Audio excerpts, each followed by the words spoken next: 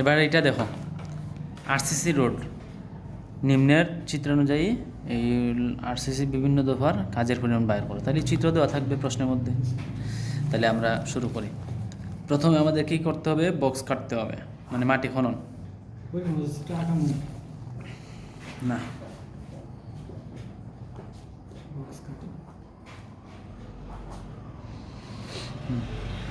Number দৈর্ঘ্য প্রস্থ, number দৈর্ঘ্য প্রস্থ উচ্চতা, নাম্বার দৈর্ঘ্য প্রস্থ আর গভীরতা। তাহলে কাজের সংখ্যা কটা? একটা। রাস্তার দৈর্ঘ্য কত? 100 মিটার। প্রস্থ 10 মিটার। আচ্ছা, তাহলে দৈর্ঘ্য নাম্বার কাজের সংখ্যা বসালাম, দৈর্ঘ্য 100 মিটার, প্রস্থ হলো 10 মিটার, উচ্চতা দেওয়া আছে 37.5।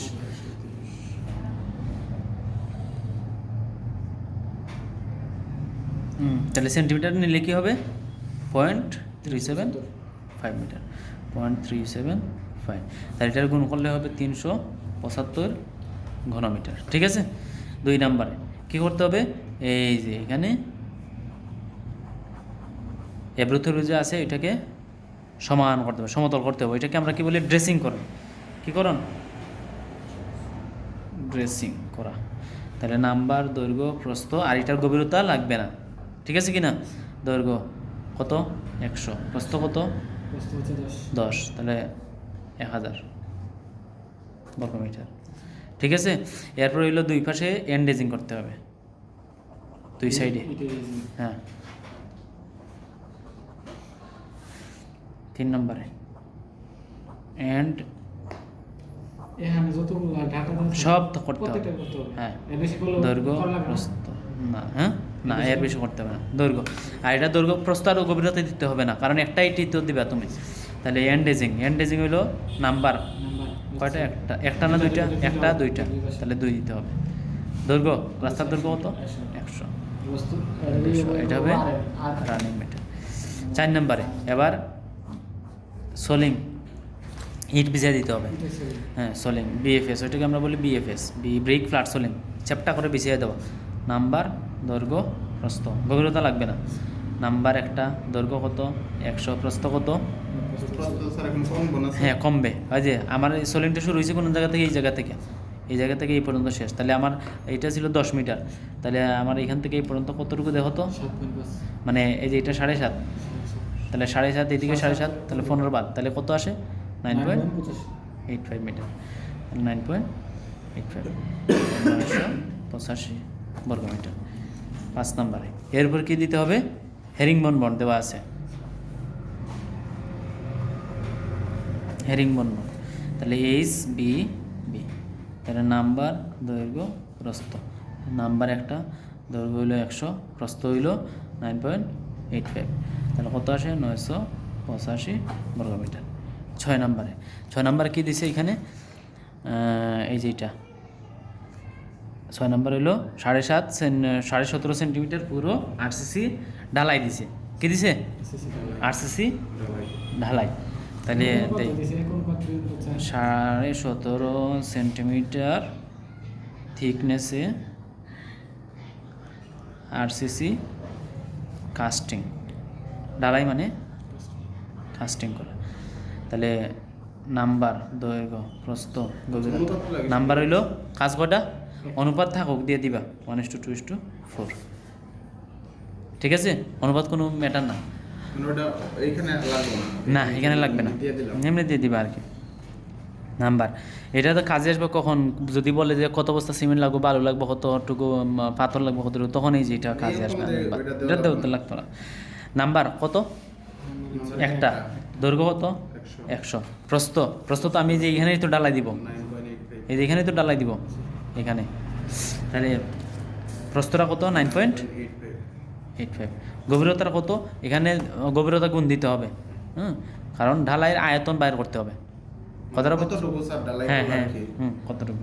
তাহলে ডালার থিকনেস দেওয়া আছে 17.5 সেন্টিমিটার, তো এটার মিটারে লিখে হবে, এই 10 মিটার সামনে চলে আসবে, মানে 0.175।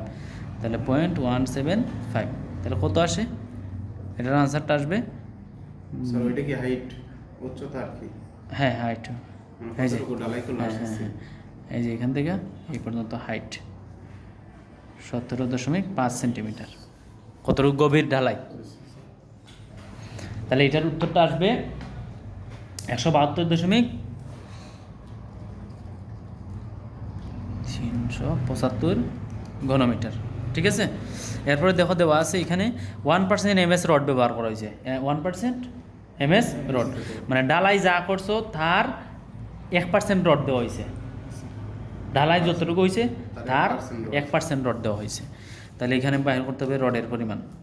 স্টিল এমএস রড লিখবা, লেখার পরে এই যে ঢালাই কতটুকু এতটুকু না, তাহলে 172.375 এর 1%, হ্যাঁ 1/100। তাহলে 1/100 দিলে হবে, অথবা 1% দিলে। এবার দেখো এটার ইউনিট কি, এখানে ঘনমিটার না, তাহলে এটার ইউনিট কি আসবে, উত্তরে কি আসবে, ঘনমিটার আসবে। তো রড কি আমরা কি বলি কি বাজারে গিয়ে দেয় এত ঘনমিটার রড দাও, নাকি বলি এত কেজি রড দাও বা এত টন দাও। তাহলে এটা টনে বা কেজিতে নেওয়ার জন্য 7,850 দিয়ে গুণ দিতে হবে, কারণ 1 ঘনমিটার রডের ওজন হলো 7,850 কেজি। ঠিক আছে, তো এটার উত্তর আসে কত, 13531.4 কেজি, এত কেজি। তো এর টনে নিলে কী হবে, 1000 দ্বারা ভাগ করতে হবে, 13.6 টন। ঠিক আছে, টনে না নিলে উত্তর হবে, যাই আসে তাই। 8 নম্বরে ঢালাই দিয়ে দিলাম। এবার আরসিসি ঢালাই কিন্তু কিউরিং করতে হয়, মানে পানি দ্বারা ভিজাইতে হয়। হ্যাঁ, তাহলে উপরে যখন পানি দেয় হয়তো বা ঘের করে, মানে চতুর্দিকে বাদ দিয়ে দেয়, চতুর্দিকে বাদ দিয়ে পানি ঢেলে দেয়, অথবা এই কচুরি পানা দিয়ে দেয়। ঠিক আছে কি না, তাহলে কচুরি পানা দিয়ে দেয়। তাহলে উপরিভাগ এটাকে বলা হলো ওই উপরিভাগ মাটি অথবা রাবিশ দ্বারা আচ্ছাদন করে কিউরিং করা। তাহলে আমরা দিয়ে দিই ডাইরেক্ট কিউরিং করণ। তাহলে কিউরিং নাম্বার, দৈর্ঘ্য আর হলো প্রস্থ। তাহলে নাম্বার কত, একটা কাজ, দৈর্ঘ্য কত 100, প্রস্থ কত 9.85, তার মানে 985 বর্গমিটার। ঠিক আছে, এরপর হলো 9 নাম্বার হলো প্রসারণ জোড়, মানে এক্সপানশন জয়েন্ট।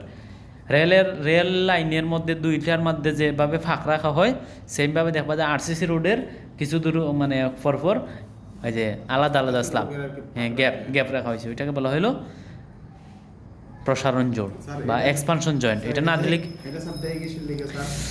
দিলে যখন অতিরিক্ত ঠান্ডা পড়বে অথবা গরম পড়বে, তখন কি হবে, ও দীর্ঘ লম্বা যদি স্ল্যাবটা হয়, তাহলে কি হবে, কংক্রিটের মধ্যে ফাটল সৃষ্টি হবে। হ্যাঁ, তাহলে এক্সপানশন জয়েন্ট এটাকে বলা হলো এক্সপানশন জয়েন্ট। কত মিটার পরপর, 6 মিটার পরপর, হ্যাঁ 6 মিটার পরপর। তাহলে এর দৈর্ঘ্য হলো 100 ভাগ হলো 6, তার কত আসে 16। হ্যাঁ 6 নাই, তুমি ধরে নিবা 6 মিটার, 5 মিটার, 7 মিটার ধরে নিবা। কি ধরলেন এটা, মানে 6 মিটার পরপর এক্সপানশন জয়েন্ট দিলে কতটা জয়েন্ট দিতে হয় আর কি, মানে হচ্ছে ফাঁক রাইখা। হ্যাঁ, তাহলে আসছে 16টা, কয়টা, তাহলে 16টা। তাহলে নাম্বার আর হইলো এখানে হবে শুধু প্রস্থটা। তাহলে নাম্বার 16 গুণ হইলো 9.85, তাহলে কত আসে 167.45, আর এটাও রানিং মিটার হবে, যত দূর যাবে তত দূর। ঠিক আছে, এই তো শেষ, মানে এটারও 9 স্টেপ, ওইটারও 9 স্টেপ। তাহলে দেখো এটা যদি পারো, এই যে তাহলে এই যে এইটাও পারবা তুমি। এই যে নিম্নে প্রদত্ত চিত্র হতে রাস্তার সোলিং করতে প্রয়োজনীয় ইটের সংখ্যা নির্ণয় করো। কি লিখলে স্যার মনে থাকবো স্যার?